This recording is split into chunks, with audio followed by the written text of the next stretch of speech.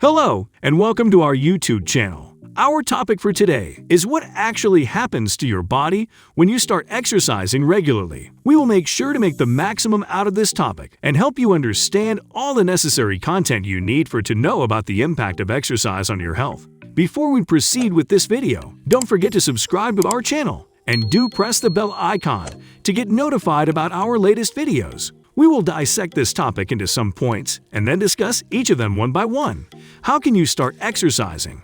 How does it affect your body? What if you don't fit exercise into your routine? Exciting ways to exercise to change your mental health. Myths about exercise. How can you start exercising? Start out cautiously and gradually increase the intensity and duration of your workout to discover the right level for your body.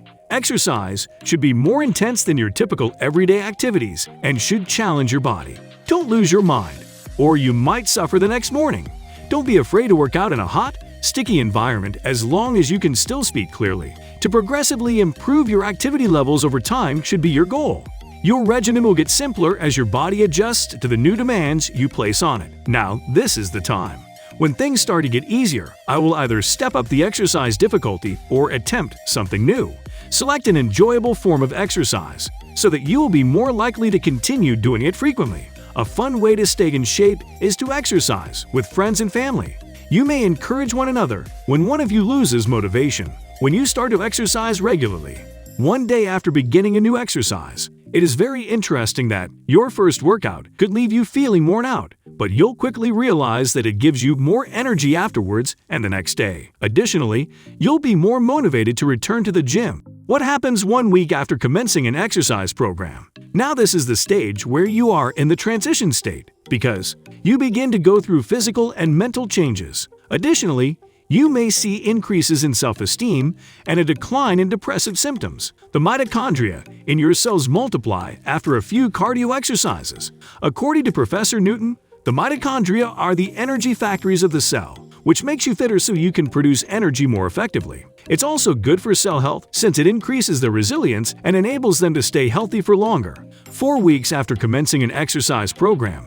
After you have done exercise for 4 weeks, you will feel that exercise has increased my productivity, decreased sick days, and lowered out-of-pocket medical costs for people who already have chronic illnesses like type 2 diabetes. Flipping the scenario a bit, imagining what if you don't fit an exercise in your routine? The thing is that if you have not been doing regular exercise, you are prone to facing the following problems. Circulatory system problems, which arise because your heart muscles are weakened without regular exercise, lead to conditions like myocardial infarction and a compromised blood supply. Weight gain is a common problem. You could struggle to manage your weight if you don't exercise, and an active lifestyle, especially when combined with bad eating habits, may be the cause of the additional weight that comes with spending too much time on the sofa. Similarly, lack of exercise has a role in making you suffer from diabetes. It's because your sugar level needs an active lifestyle to remain at a normal level. Also, without regular exercise, you would be addicted to hunger, due to which you will eat too much fast food, sugary beverages, and other processed foods. Your sedentary lifestyle is the first step towards depression. Regular physical activity can boost well-being and make you get rid of sadness. In fact, one study found that exercise can help treat clinical depression, while another found that those who spend a lot of time sitting, don't exercise, or engage in other forms of inactivity are more likely to have depression than those who engage in physical activity. It's also important to note that endorphins, the body's natural happy drug, are released during exercise, making exercise a key component of today's professional depression treatment. Lack of physical strength when you need it. Muscles deteriorate without activity. In fact, research found that men of all ages who rested a particular muscle for 2 weeks lost 20 to 34% of its strength. Increased danger of death at a relatively early age. You run the risk of passing away sooner than your more physically fit peers if you don't exercise. According to a 2015 study, inactivity seemed to be responsible for twice as many deaths as obesity. What is the best exercise for you? Now, let's talk about the best exercises. Swimming.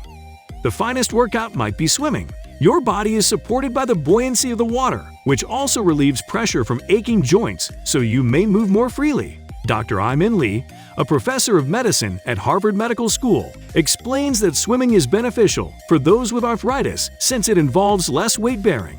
Tai Chi. This Chinese martial art that combines movement and relaxation is good for both the body and the mind. In fact, it's been called meditation in motion. It's particularly good for older people because balance is an important component of fitness, and balance is something we lose as we get older, Dr. Lee says. Strength training.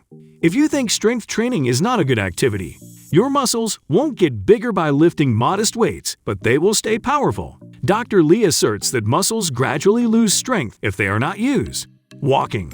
Walking is easy but effective. It can help you maintain a healthy weight. It lessens your chance of developing a number of diseases, strengthens your bones, controls blood pressure, enhances your cholesterol levels, and elevates your mood, diabetes and heart disease, for example. Numerous studies have demonstrated that walking and other forms of exercise can enhance memory and ward off age-related memory loss. Kegel exercises. Even though it won't make you look better, these workouts strengthen the pelvic floor muscles, which support the bladder. Even more crucial is the use of this exercise to prevent premature ejaculation. It helps to strengthen the bladder to prevent uncontrollable urination. Now there are some exciting new ways to exercise and change your brain. Physical activities, high, encourages social interaction. Running is not the only activity that can elevate your mood, despite the term runner's high being commonly used. Any continuous physical exertion will bring about the same happiness. Your brain can become more receptive to joy through exercise. The brain's reward centers, the part of the brain that helps you anticipate pleasure, feel motivated, and sustain hope, get a low-dose jolt when you exercise. Exercise boosts your courage. Another benefit of physical exercise for the brain is courage. A new exercise habit strengthens the reward system, while also strengthening the neuronal connections between parts of the brain that reduce anxiety. Your self-image can change if you try a new activity. Myths about exercise. You can target your fat burn, which is not the reality. Exercise helps lower overall body fat, but you have little control over which body portion burns the most fat. Exercise can erase a bad diet. Exercise helps lower overall body fat, but you have little control over which body portion burns the most fat. Harrison asserts that exercise, by no means, makes up for a terrible diet. In terms of controlling weight and preventing cancer, diet and nutrition are more important than exercise. In reality, some diets can help prevent some types of cancer. You need to spend hours in the gym. That's an absolutely and very commonly followed bad habit. Harrison asserts that exercising is beneficial whether it is done at home or in a gym. Smarter exercise, not lengthier exercise, is the key. To maximize your workout, strengthening activities should be done before aerobic workouts. Stretch before exercising. I used to believe this one and even practiced it quite often, but in actuality, stretching is more effective when your muscles and joints are warm from exercise. Harrison claims that stretching beforehand is largely ineffective. After exercise, stretching can increase flexibility and performance and keep your joints moving within a healthy range. That's all for now, and thanks for watching. Please do update us about your feedback in the comment section. And don't forget to like and subscribe to our channel and press the bell icon to get notified about the latest videos.